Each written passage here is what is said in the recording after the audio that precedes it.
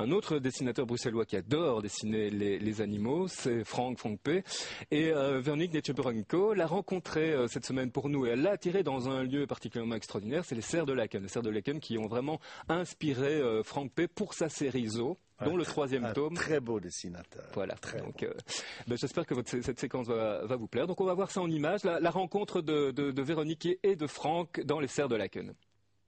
Vous avez certainement reconnu l'endroit, je me trouve dans le jardin des Serres de Laken, l'un des monuments les plus magnifiques du patrimoine bruxellois. Les serres ont été construites en 1876 par l'architecte Alphonse Balla à l'initiative de Léopold II. C'est une véritable ville de verre et de métal que je vous propose de découvrir ensemble.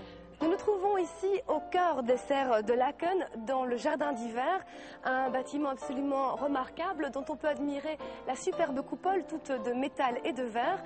Nous nous sentons privilégiés puisque normalement les serres ne sont pas accessibles au public durant toute l'année. Elles sont ouvertes uniquement 15 jours au printemps.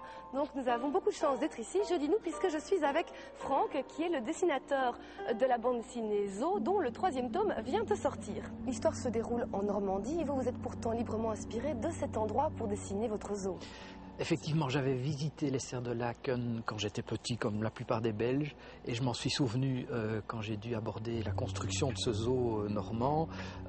C'est tellement frappant, alors j'ai fondu sur les livres qui existaient, et voilà, je me suis inspiré vraiment de ce lieu magnifique, plein d'atmosphère. Vous en avez fait un jardin merveilleux, un univers à part, dont on pourrait presque dire que c'est un personnage à part entière.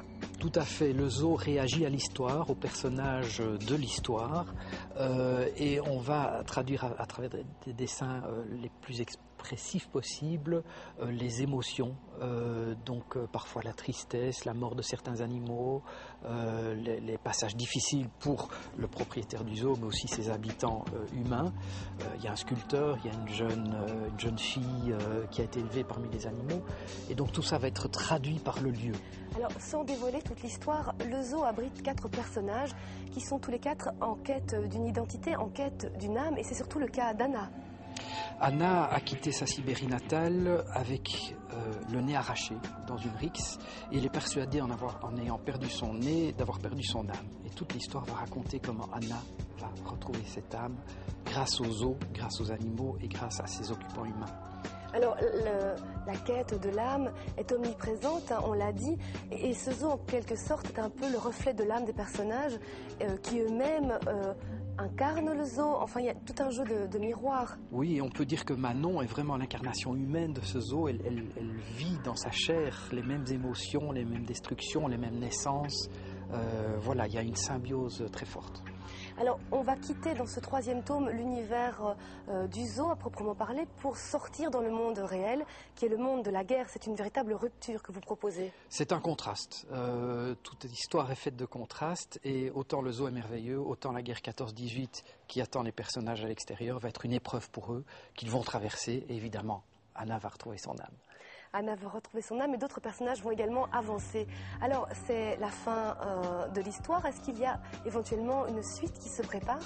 Rien n'est dit. On fera un 4e tome avec des images sur l'univers de Zoo pour fin 2008.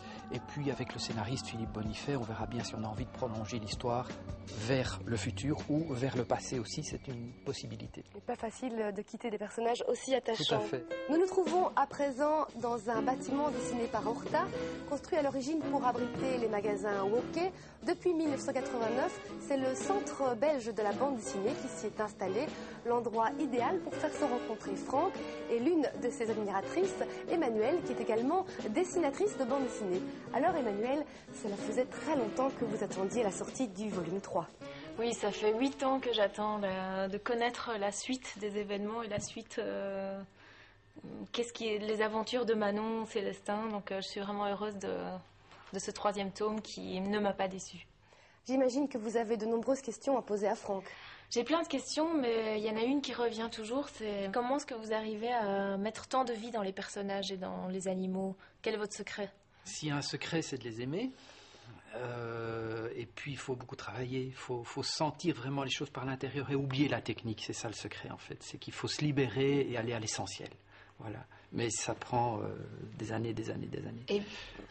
Comment vous faites?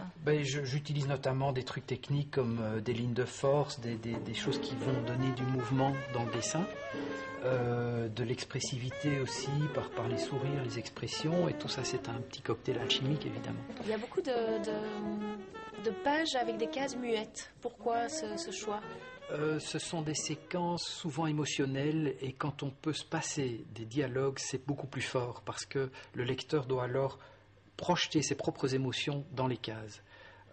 C'est beaucoup plus difficile à réussir que des séquences dialoguées, mais quand ça marche, c'est bien plus intéressant. Ça marche et en plus, j'ai envie de vous demander une dédicace.